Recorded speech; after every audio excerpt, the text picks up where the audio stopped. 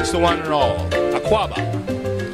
Akwaba. Medasisa Muna Wabaha Mutie Asama Meka Efrimenum. Min Danyasiwa, Denche, Ake Bekane Yambo Mitwe. Yara don't many will buy ye Ghana his sonny. Ni Waka and Yahini in jet. Ni Nare was sending ya Jemme, ni no conyin Yabaka say. What I just said was welcome.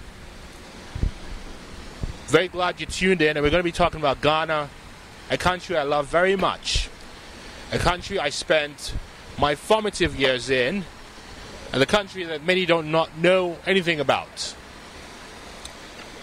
Ghana is situated on the west coast of Africa, and it's about the size of the state of Oregon. There are 23 million people who speak about 79 different languages, making it a very unique and diverse country. A country with a rich history dating back to the previous Ghana Empire, which spanned across the belt of the Sahara Desert and what's today known as Mali, the country of Mali. Now, around about the 16th century, most of the tribes that are currently in Ghana were firmly settled in the area, and they established strong political systems that were in place before the Portuguese came in the 15th century. Now, as you all well know, the first European contact Ghana had with the rest of the world, the Western world, was in the 15th century when the Portuguese explorers came to the west coast of Africa, namely Ghana, or what's currently known as the Democratic Republic of Congo, for the purpose of trade in natural resources such as gold, copper, but also trade in people. And that was the advent of the transatlantic slave trade, where Ghana was a major hub for slaves that were taken from the west coast of Africa, Ghana, Senegal, Gorée Island, the Democratic Republic of Congo, which had a lot of slaves that went from that country to Brazil. Most of the slaves from Ghana ended up in the United States. Some of you watching may have Ghanaian ancestors. And others ended in the rest of Western Europe and some parts of Latin America. Now, by the 18th century, the British had arrived in Ghana with the aim of Christianizing the country. They came with missionaries with the sole purpose of converting the population to become Christians, but also to trade and eventually colonize the country. Before they were able to do so, they successfully, after a long resistance, defeated the mighty Ashanti kingdom led by the great Yasantua. Yasantua was a female warrior, which speaks to the feminist tradition Ghana has had and continues to have even before the feminist revolution in the United States that began in the 1960s, led by people like Gloria Steinem and others. Yasantua led the resistance against the British in the mid to late 19th century until they were finally overwhelmed and the British established themselves as the ruler of the nation. By the 1950s, several revolutionaries led by the indomitable Kwame Nkrumah, who studied in the United States at Lincoln University in Pennsylvania, began to agitate for the freedom of the country. Freedom from colonial rule. Freedom so we could be a self-determining nation. Freedom from the shackles of colonialism.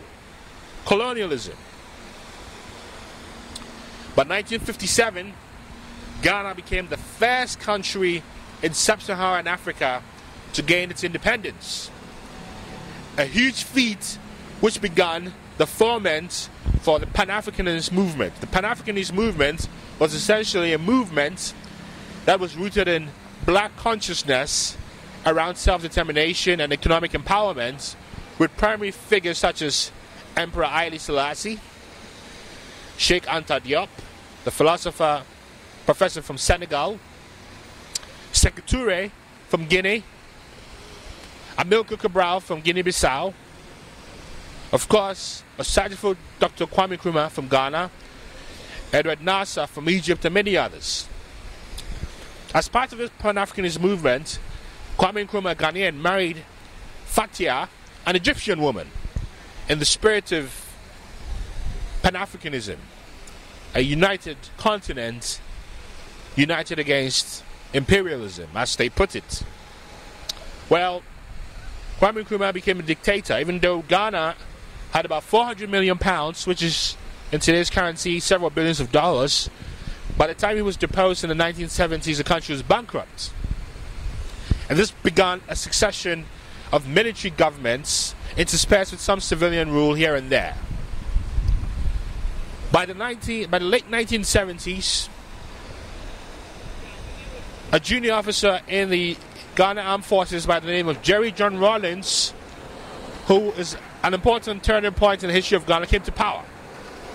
And he was influenced by sort of a social Marxist philosophy, but within a non-aligned paradigm. He surrounded himself with bureaucrats who were focused on really getting the country out of debt, because Ghana by then was a very poor country, a country that couldn't even feed itself. By the late 1980s, after being on many World Bank programs focused on structural adjustment, Ghana was on the right track. And as a result of that, we had free and fair elections where Jerry John Rawlings handed over power after he lost elections. Power was taken by John Ajakim Kufuor, who lost elections, well, couldn't run again because he had 2 terms in office, and the country is now ruled by Professor Atta Mills. The point is, Ghana is a constitutional democracy. It's an African success story. As of this year, Ghana is rated as the fastest growing economy in the world at a rate of 20%. The US economy grows by 1%, but of course that's comparing apples to oranges because this is a larger economy. Ghana has discovered oil. We are on the cusp of becoming a force on the African continent.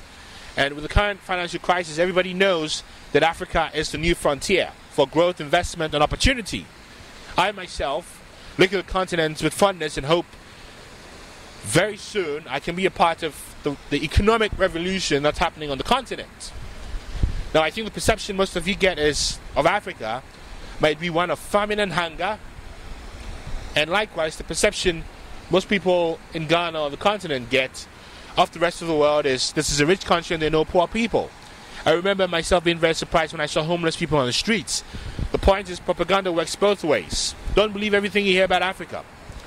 Ghana is a nation of 23 million people today, very rich with oil, gold. In fact, we are the largest producer of chocolate. If many of you enjoy having a Twix bar or 2, you may recognize it's being impressed to hear that most of that cocoa comes from Ghana. It's a beautiful country, a rich culture, 79 different languages, proud heritage, pioneer the Pan-Africanist movement, has a stable and constitutional democracy, and in fact is a bastion for re-inviting Africans in the diaspora, meaning Africans who live in America, in the Americas, and the Caribbean, and other parts of the West, to come back and reinvest in the country. As a result, dual citizenship is now available to many Africans in the diaspora who decide to choose Ghana as their home. In fact, many have relocated and bought property and started businesses on the continent. It may interest you to note that UNESCO, the United Nations Education and Science Organization, I think I got the moniker incorrect, but that's the general idea, has determined the coastal area of Ghana with most of the slave castles as a UNESCO heritage center, which means when you go to Ghana, you can visit many of these ancient forts and castles that were used primarily for the slave trade. You can visit these castles and see what happened during the transatlantic trade. But the point is, this is now a tourist destination. A destination that offers you a different perspective of what Africa looks like, what Africa presents to the rest of the world, and the potential. Now, on top of that, we have the friendliest people in the world, amazing food such as banku and kena, wache, and many others that I will discuss at a later time. I highly encourage you to take the efforts to learn about Ghana. You can Google Ghana on Wikipedia and get some more information about what we stand for. You may also visit ghana.gov and see what Ghana is all about.